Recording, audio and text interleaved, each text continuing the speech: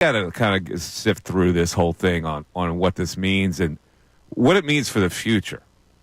Because in 2017, when they won, everybody thought, okay, this is a new era.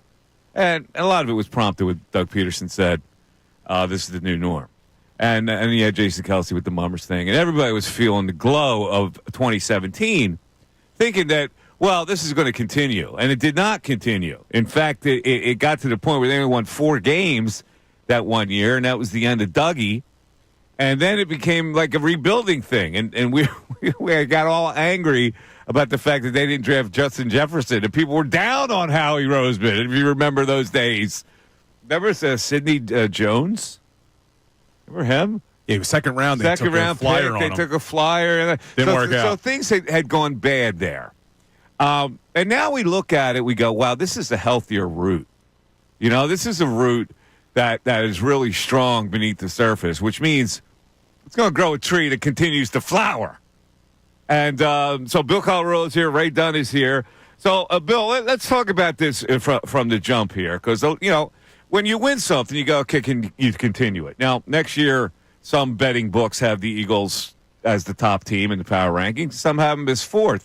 There's one guy told me something, an old wise sage said, you know, there's many a slip from cup to lip.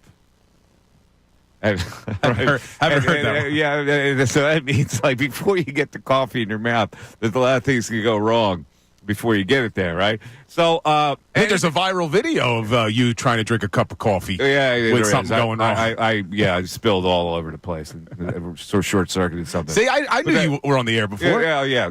Somebody told you about that. You had no idea that it actually happened unless somebody told you. The one thing I know is Mike spilling coffee on himself. Yeah. So in any event, you look at this situation, you go, okay, why wouldn't it continue to be excellent? They have built a foundation. They're pretty young, and they have a franchise quarterback, and they have a running back that unless like there's attrition from him getting beat up this year, you can't see him slowing down. You still have 2 great wide receivers and a great tight end. The offensive line, well, it's getting a little old, but not old enough to, except for Lane Johnson, who's still at the peak of his career. I like what. I understand it doesn't happen a lot, very often, but can you see a scenario where it would not like have the Eagles as a premier Super Bowl contender next year and maybe even the year after that? And you know, dynasties don't happen very often in the NFL, but the Eagles look like they can carry on a Patriots-Chiefs type of thing. Am I wrong? You're not wrong, Mike, as I like to say. Not wrong? You're not wrong. And look, when you go back to 2017 when the Eagles won Super Bowl 52, when Doug Peterson came out and said, this is the new norm, all of us put our chests out and said, yeah, this is the new norm. But if we were being honest with ourselves, there were a lot of issues with that team. You had Carson Wentz, who was coming back from an ACL tear, and you knew he was going to be a mess mentally after his backup wins the Super Bowl. You had Jason Peters, who had gotten hurt and was 150 years old. You had Darren Sproles, who was hurt. You had a bunch of free agents on one-year deals like LeGarrette Blount and Chris Long. You didn't know what you had at running back with Jay Ajayi. Darren Sproles, what was he going to be late in his career? Patrick Robinson was going to leave, who had the big play in the NFC Championship game. The linebacker situation was a mess. Like, there were issues where even though we put our chest out and said new norm, if you look back, probably wasn't going to be the case. That's not the situation with this team. Yeah, there's free agents. They got to figure out what they're going to do with Zach Bond and Milton Williams and Mekhi Becton. But the real nucleus of this team, they're young on defense. They have all their weapons on offense. They have a head coach who's now gone to 4 straight playoff appearances. You have a starting quarterback who's showed up at the biggest stages in Super Bowl 57, Super Bowl 59, the NFC Championship game. There's no reason not to believe that this team, yeah, this is the new norm, and maybe Philadelphia may get their first dynasty ever because we've never had one, Mike, and that's why I think the Negadelphia attitude creeps in. We've never had a dynasty. This could be it. Done. Show over. We haven't had a dynasty, but we've had years of good success. But never multiple championships outside of the Flyers. As far as championships go, you're absolutely right. But we have been at the top of the heap in various sports for a number of years. So I don't want to shortchange that part of it, because I know a lot of people say, "Oh, you haven't done anything in here." Well, the Phillies in the late '70s really were a contender for a period of years. The Sixers from '77 to '83 were a contender. But if you remove the '70s, let's do a Simsy here. Remove the '70s, which a lot of us weren't alive for, right? You had in the '80s. What did you have? You had the Phillies in '80, Phillies in '80, and you had the Sixers in '83. Right? Yeah, well, I'm talking about the block of years that they were contenders.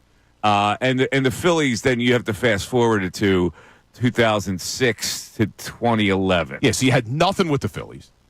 The Eagles, after 1980, they don't get back to a Super Bowl till 2004, right?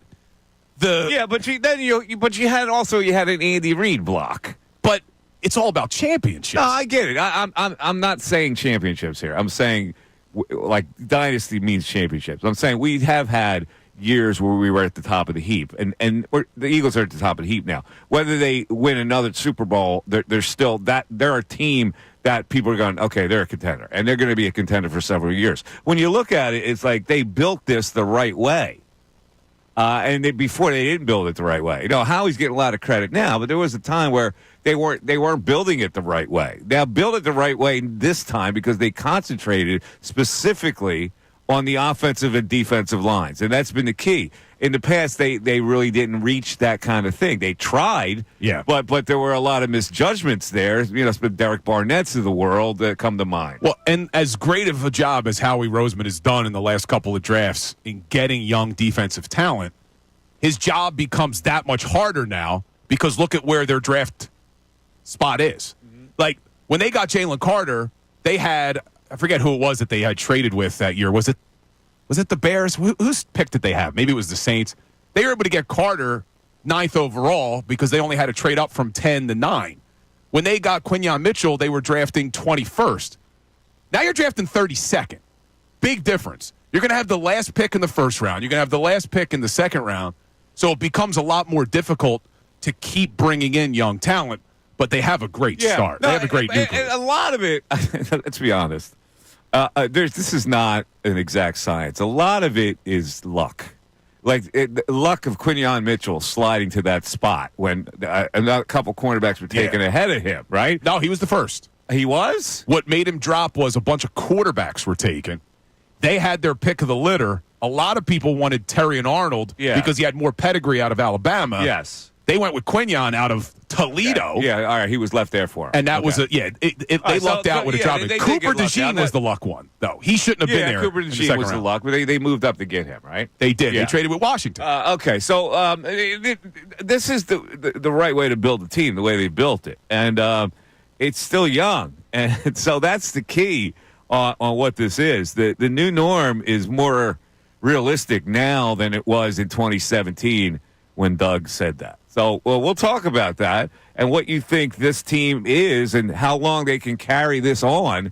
There are no more questions about the quarterback, I think. And it took 2 games, really, to solidify that in everybody's mind. The last 2 games where his efficiency rating was, like, through the roof, the 2 biggest games of the season, he delivered in. So I think we're past that, Jalen Hurts can't throw the ball over the middle thing. Yeah, so I agree with you. I don't think there should be any questions about the quarterback. And at this point, should there be any questions about the head coach? Now, after Super Bowl 57, Sirianni lost Shane Steichen, and the offense went stale with Brian Johnson as the offensive coordinator and Nick Sirianni's input. You're going to lose Kellen Moore. How they handle that situation could be a big reason why do they get back or do they not next year? Like, who do they hire as the offensive coordinator? Do they promote from within and keep the same concepts, or do they bring in fresh eyes from the outside? I kind of want to see them bring in a fresh coach from the outside, bring in fresh ideas. By the same token, you want Frank Reich. I wouldn't mind it. Look, sometimes... Does Frank Reich have a spell in this city? Seriously, what has he done in this city? Has he hypnotized the city? Look, he's got the history with Nick. But what I love is you bring in a guy like Reich, who's now been out of football for a year, maybe refocused, studied some things, and you're not going to lose him. He's not going to go become a head coach after. I'm out on that. So who do you want? You have a name? No. Here's the big show today, and it's a full show. All right, so we've got General Knowledge Wednesday, where I've made it especially easy for people today. We're also going to have actor, comedian Michael Rappaport. I know he had appeared a couple weeks ago on the best show ever. But we're going to have him. I want to talk movies with him. He's got a comedy thing going on at the Fillmore this weekend. But I really wanted to get him on. He's a big sports fan, especially a big basketball fan. I want to see what he has to say about the Sixers, who they won last night, right? Didn't they beat the worst team in the league? Mike, all I got to say is thank God. What, they didn't? Thank God you listened to me. Don't get me started on this team. And didn't put money on them. Don't get me started on this team. Don't get me started on Embiid. Don't get me started on the general manager. I might have to start today on this whole thing. In any event, at least you keep the good vibes going with the Eagles for a while. Michael Rappaport's coming on at 11:15, and we're going to have a lot of fun today, including. Hey everybody, it's Bill Colarulo. Thanks for watching. We appreciate it. Make sure you like and subscribe to our channel so you can engage during the show, and you're not going to want to miss all the content that we post. It's not only the live videos, it's videos after the fact. It's our shorts. It's all the content you want as a Philadelphia sports fan. Looking forward to connecting.